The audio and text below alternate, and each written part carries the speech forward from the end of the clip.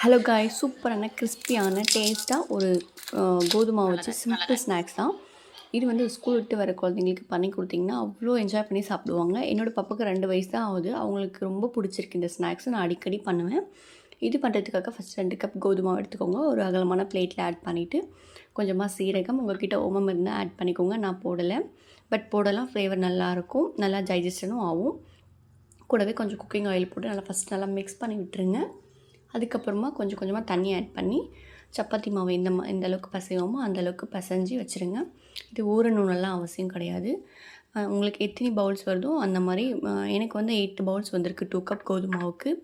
எல்லாம் சின்ன சின்ன உருண்டையாக ஒரே சைஸாக பிடிச்சி வச்சுக்கோங்க. அதுக்கப்புறமா அதுக்குள்ளே வந்து நம்ம லேயர் பண்ணிவிட்டு ஆயில் அப்ளை பண்ணுவோம். ஆயில் வந்து கொஞ்சமாக ஒரு 2 டேபிள் ஸ்பூன் ஆயில் எடுத்துகிட்டு 2 டேபிள் ஸ்பூன் கோதுமை மிக்ஸ் பண்ணிக்கோங்க.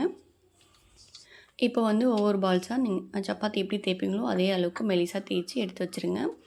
ஃபைனலாக நீங்கள் எல்லா பவுல்ஸ் தேய்ச்சதுக்கப்புறமா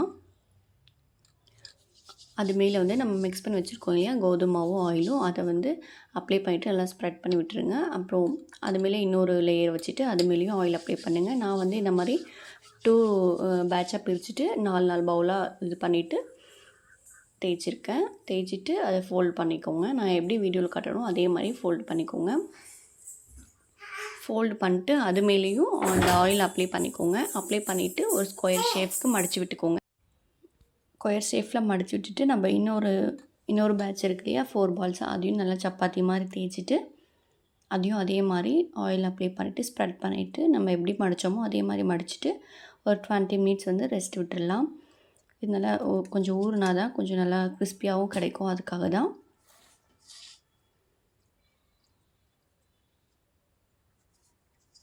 க்ளோஸ் பண்ணிவிட்டு ஒரு 20 மினிட்ஸ் அப்படியே ரெஸ்ட் விட்டுருங்க. நெக்ஸ்ட்டு வந்து 20 மினிட்ஸ் கழிச்சிட்டு நம்ம எடுத்துகிட்டு நம்ம ரொம்பலாம் அதிகமாக அழுத்தியெல்லாம் ப்ரெஸ் பண்ணி தேய்க்க வேண்டாம். கொஞ்சம் லேஸாக தேய்ச்சி விட்டிங்கனாவே நல்லா ஸ்ப்ரெட் ஆகிடும். ஏன்னா ஆயில் அப்ளை பண்ணியிருக்கோம் இல்லையா, அதனால தான்.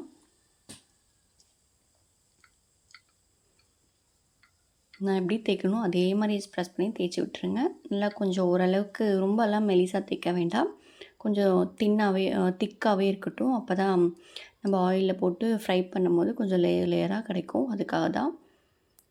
நைஃப் வச்சுட்டு நல்லா உங்களுக்கு எந்த ஷேப் வேணுமோ அந்த மாதிரி கட் பண்ணிக்கோங்க. உங்கள்கிட்ட ஏதாச்சும் அச்சு இருந்தாலும் அதை வச்சியும் நீங்கள் இது பண்ணிக்கலாம், நல்லாயிருக்கும். ஆயில் வந்து ரொம்பலாம் ஹீட் பண்ண வேண்டாம். கொஞ்சம் கை பொறுக்கிற சூட்டில் இருக்கும் போதே எல்லாத்தையும் ஆட் பண்ணிக்கோங்க.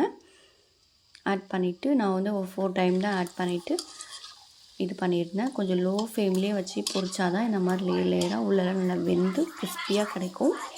நீங்கள் ஆயில் அதிகமாக ஹீட் பண்ணி பொரிச்சிங்கன்னா மேலே மட்டும்தான் வேகும், உள்ளே வேகாது, லேயராக கிடைக்காது. அதுக்காக தான். சவுண்டு பார்த்தீங்கன்னா தெரியும் நல்லா எவ்வளோ கிறிஸ்பியாக கிடைக்குதுன்ட்டு. இந்த மாதிரி குட்டி குட்டியாக ஸ்நாக்ஸ் ஐட்டம் நிறைய அப்லோட் பண்ணியிருக்கேன். வேணால் செக் பண்ணி பாருங்கள். தேங்க்ஸ் ஃபார் வாட்சிங்.